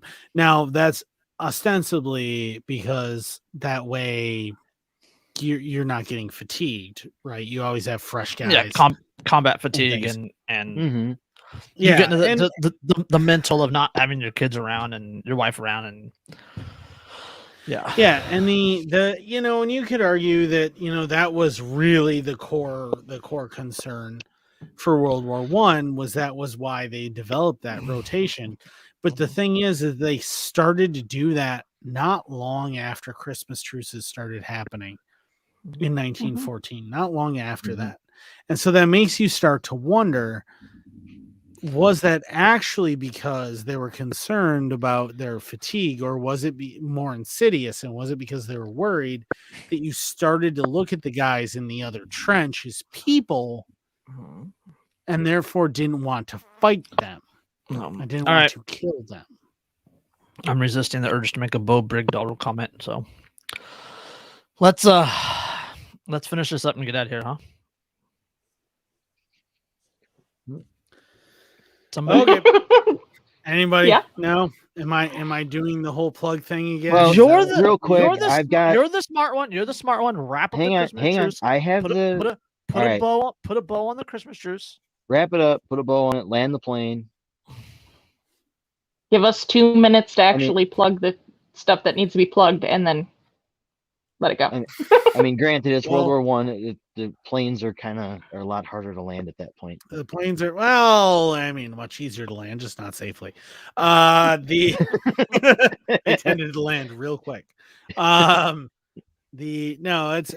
point is with the Christmas truce is that what you need to take away from the Christmas truce is it's entirely possible for a bunch of people who are fighting a war actively to simply decide, fuck you, I don't want to fight anymore. I'm sick of this. I don't want to kill these people. I don't hate these people. There's no reason for me to hate these people. I'm done with this. And to simply stop fighting. And what are they going to do about it? Jack fucking shit if everyone just stops coming to the wars. Yep. So a faster way to say that would have been not it. Fuck you, no. Fuck you, no. That's your participation is what greases the gears of their system. Your acquiescence is the sole reason that they're able to continue their bullshit. Compliance is continuation, which is what I said which was my little quote when I shared that article that got me banned off Facebook. That sounds like an episode title. Continuances or compliance is continuation. Yep. Yeah. So, all right, let's get some plugs in. Real quick before Andrew goes off on his tirade, if you would like one of these Anarchy Among Friends shirts, just if you can find us on Telegram, any one of us on Telegram, or get in contact with any one of us. Twitter, we're out there too. Valhallarchist on Twitter. Yep, reach out he was tagged in today's episode. Yep, I will. I'll let you know what costs are and stuff like that. So. All right, Andrew. I'm off to the races. All right. So if you would like to learn more about how to think for yourself, buy Derica's book, Think for Yourself, Critical Thinking Workbook for Beginners. It's available on Amazon, costs you like $10. There's no reason not to get it if you're new to the idea of critical thinking. Get it for your kids. Teach your kids how to think critically. Again, that is Think for Yourself, Critical Thinking Workbook for Beginners. If you would like to care for your beard like a Viking, keep it soft, supple, awesome, healthy, everything else, you're going to go to thebeardstruggle.com. Use code InkedAnarchist15. You get 15% off of your order for using that code, InkedAnarchist15. And you manage to get some awesome stuff. They have great scents, including their silver scents, their gold scents, their newest platinum scents. I prefer their gold because that's all I've experienced so far. Nothing above that. I haven't gotten to smell their platinum scents, but I'm looking forward to it. That's next on my list. But again, that's Inked Anarchist 15 at thebeardstruggle.com. If you love morale patches, as I know several of us do, it's an addiction. Hashtag not a patch whore. It's Hashtag almost not a patch whore. It's almost as bad as card crack. You guys are horribly addicted as I am. If you love it's worse than card crack. Patches, yeah. If you like morale patches and you like wearing them and you have stuff to wear them on and you want cool shit, you're going to go to Poppins Patches. You're going to check them out. He creates some amazing stuff. It's all really high quality. It's great stuff. He's even got stickers. He's got t-shirts. I've got that patch inbound. Oh yeah. He's got cool stuff if you're a 90s kid. He's got some amazing stuff for us 90s kids. He's got some cool stuff, and you want to check him out. That's Where's Mr. Patches. Chippy? The Mr. I know Chippy you have one. that one, Jason. Yeah. Jason's got the Mr. Chippy. It's way up there on my patch. Okay, but okay. Yeah, you want to use those. That Boogaloo Shark one that I have, that's a Poppins Patches one. You want to make sure that you check that one out. What else do we have? Find us on Odyssey. If you haven't already, if you're listening to this or watching this on YouTube or you're listening to this on Spotify, you can check us on Odyssey. You can check us on Rumble. You can find us on MeWe. You can find each one of us on Twitter individually. Yep, you can find us all on Twitter. If you really want things like, the flag that's up over, I'm backwards. Over here, this one. The Boogaloo flag with the igloo and all that fun stuff. You can get that from check out Boog Boogie. Is it Boog Boogie 79? Boog Boogie 79. He creates some amazing stuff. Or you guys can just read the ticker at the bottom of the screen. Yep, check out the ticker. It's only been there for the last 2 hours. It's there amazing all the time. Well, if you're listening to it, they can't see the ticker. So, but it's in the description, I'm sure. Yes, it's all in the description. Yep, check him out. I've also hit him up about the Bury Your Tyrants t-shirt. He is planning on creating that, his own version of it.